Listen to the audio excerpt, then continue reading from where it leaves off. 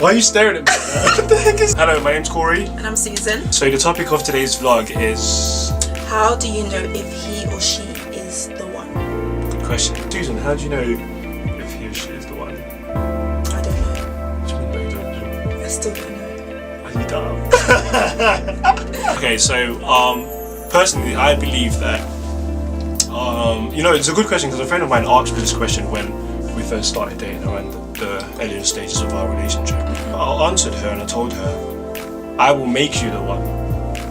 And it makes sense to me because I don't believe there is I don't believe there's a code that you crack in a relationship. Yeah. I believe it's about making a relationship work out.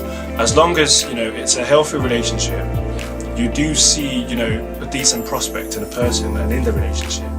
It's a relationship that adds to yourself, and it does make you happy. I do believe that you should then essentially make it work. And in a sense, I think that's when that's why even those who are married also say it's not easy being married, or people do say, oh, it's not easy being married, or some people are put off marriage because they don't want to make things work out. Like, take for instance, those in the army, or those who want to go into the army, like, they don't go into the army like, okay, I'm going to go to the army for a holiday, I'm going to join the army and I have long naps and sleep, do you know what I mean, like, chill with the mates and make friendship that would last me for years. No, they go to the army with the mentality that the person that they're with in the room would probably die in a few years time, or maybe in that same year. They go to the army knowing that they're gonna have to wake up early in the morning. They're gonna have to do things that their body doesn't necessarily want to do. They're gonna have to kill. So these are things that they prepare themselves for. And even though that's an extreme, I'm not saying that's how being in a relationship is. You know what I mean? So don't confuse that. The whole point is the moral of the story essentially is, it's the mindset of one knowing that I'm going into the army to train, I'm going into the army to serve, I'm going into this relationship to make things work out. That's if you want it to work out as well. Yeah. Because nowadays some people get into relationships. Indeed. Seasonal relationships, and maybe they don't see that person as the person that they're going to make their wife or husband. It's just one of those kind of relationships. But however, if it is that you are ready to settle down and that is the person that you want to spend your life with, then of course you must be ready to make changes to yourself, or help the other person change in the way you want them to change, and make it work. So how did I know you were the one? Well, to be honest, I probably had like a different mentality to Corey because I hadn't been in a lot of relationships beforehand, and in my head I would know he was the one because he would be in a way perfect, like he would tick all the boxes and everything would be fine, and of course there would be arguments here and there, but there would be no major disruption to the relationship and everything would just be a bit smooth sailing. But of course that's a bit of a naive way to think of things, and I was naive then. Very, very, very naive. You see, on this level, that's like the threshold of being naive. She was like over there and there. So I had a perception of who the person that I would marry would be like, and of course Corey was not that. I'm gonna be blunt. He wasn't. He was lacking a lot of things. Oh, so she imagined someone 6'2", 3, 4. He was 6'2". Quite beautiful. Do you know what I mean? Just stop. Anyway, so what was I saying? I had a perception of how he should be, but he didn't obviously tick those boxes, and over time I understood that, okay, I see something in him and I see something that I can build on, and of course there were certain things that he didn't have at that time, but I saw him as something I could work with, because of course no one is perfect. I'm not perfect and neither is he, and I had to think to myself, okay, hold on a minute, I'm never going to find a perfect person because that person does not exist. So it's up to me to actually make him the person that I want him to be, in a way. Of course, not like changing everything about him, but for example, I don't know, what's an example of something I didn't really like? I don't know, something you didn't like about me. I don't know, Susan. Let's say, I don't know. Go on. Oh, I'm sorry. Now I'm actually scared. So basically, there was a point in the relationship where I was like, Corey, you know what? your outfits aren't really doing it for me. Hush your mouth. I did. Hush your mouth. Are you lying? Hush You're your lying. mouth. What did I say to you? You know what? I would say What did I say nothing. to I you? would say nothing. I would say. I said to him. This is her moment. I said to him that I didn't really, you know, appreciate the way he dressed sometimes. And how? He Okay, had a really good dress sense, but he was very lazy with it. So I thought, you know what, you can do so much more.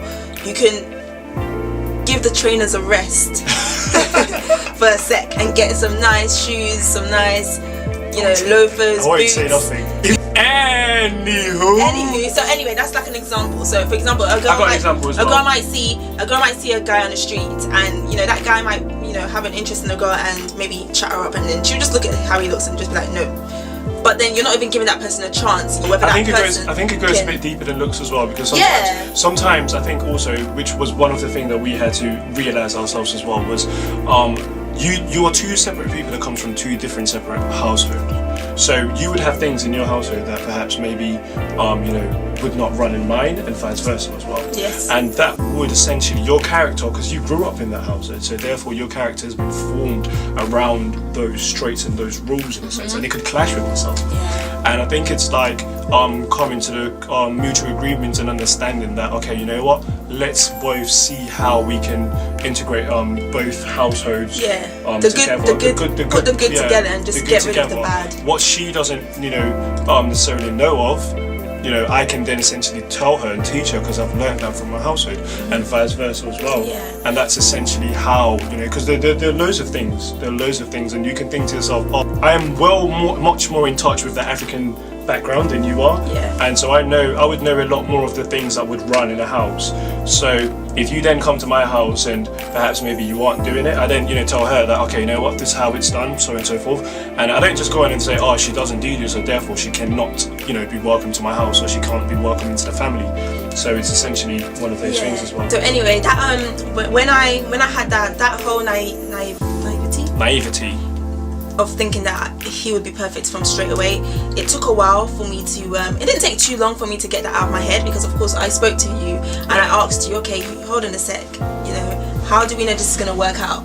Because at the start of the relationship, I do remember you. I was very you know, how can I say, again, naive. I was very naive because I hadn't been in a lot of relationships, and I really didn't want to be someone who just had a relationship after the other. I sort of just wanted to, because my mind frame was that, okay, you know what, I want to meet someone and I want to settle down with that person. And that was my mind frame was to essentially also find someone to, you know, I wasn't looking for a girlfriend, I was looking for a potential wife. In a sense. So we were both looking for that. So then at the start of the relationship, I sort of wanted to, you know, make sure that we were on the same page. And of course, I did tell you, okay, that what? How do I know this is going to work out? And you said exactly the same thing. Which was something like, well, we don't know it's going to work out. It's up to us to make it work out. Yeah. And then I started to change the way I was thinking and say to myself, okay, hold on a sec. I can't do this. Like, if he's willing to do it, then of course so can I. So it just went on from there, and even up to now, of course we do have our disagreements and argue. Believe me, we do. Because she's something else. It's not just me. Susan. This finger, you see this finger? So yeah, so we do still have our differences, but now we learn to, you know, work at it, and just, I know when I'm wrong. And likewise, I know when I'm wrong as well. So it'll take a while to get there, but when I know, eventually you'll get there. I think also it's also having that mental, that mutual agreement and mutual understanding that we want it to work out. Yeah. So when we know that perhaps maybe an argument is leading somewhere, and I'm usually the one to back down first, all right. However, are you silly? Anyways, what was I saying? I'm usually the one to back down first. However, when I don't back down, or when I've reached a point of like, you know what, forget this, she then kicks in and then says, okay, you know what, Corey, let's, you know, squash all of this. So we have that mutual agreement. So, you know, I don't ever want things to escalate past a certain point. And I remember even like from the beginning of our relationship, we had this rule of not ever sleeping on an argument. So if we have a disagreement, that went out the window. No, it didn't. Yes, it did. We're still doing all right, don't you reckon, Susie? We're doing alright, but we were better then I than know now. we were. Yeah. Don't worry, we're getting it. Yeah. We had this rule of like never sleeping in an argument. So I would say for the first two years of our relationship, or a year and a bit, Yeah. like whenever we had this agreement, we would always Sort sort it out that night. Yeah. So you might go the whole entire day without talking, Yeah. and then when it And came then- to like 11, I remember I need to call him. I need to squash this right I now. remember times I'll be there trying to call you, and I say 11:45 or 11:47, and I'm like, why isn't this guy pick up the phone? Pick up your phone. Yeah. So it was good. It was good. I mean, because of course it did like add a bit more character to our And relationship. effort. It showed that okay, this person really cares about me. Indeed. I'll be in the bed. I'm like, okay, this phone better just ring because straight. we need to squash things right now. She better say sorry. If she don't say sorry, that's it. Yeah, but that's how it was at the start. Definitely. And but a lot of the times, I think what some people need to realize is that when you start a relationship, you yourself or the person that you're starting a relationship with is not where they want to be. Yeah. So sometimes they might not have the money, they might not have the job, Might they might not have a the car and things like that. Yeah. They I might think- I still think- be at the beginning of getting into their adult life as well. Definitely. I think also even from a girl's perspective as well, like they always want the guy to be well financially stable. I mean that's hear not that a problem. all the Do you know what I mean? time, That's yeah. not a problem. That's not, but but at the end of the day, they expect the guy to be there already. Do you know what I yeah, a 21-year-old to be already, driving a BMW In his own house. in his own house. Do you know what I mean? I mean, that can happen, but Yeah. come on, be real. I mean, like when we first started, you like. When we started dating, I was in my second year of university, so I still had 2 more years to go. Yeah. So I wasn't earning any money, and you were studying at a point as well. Was I studying? There was a point you started studying. Yeah, there was a point I was studying, and after then I then started running the business.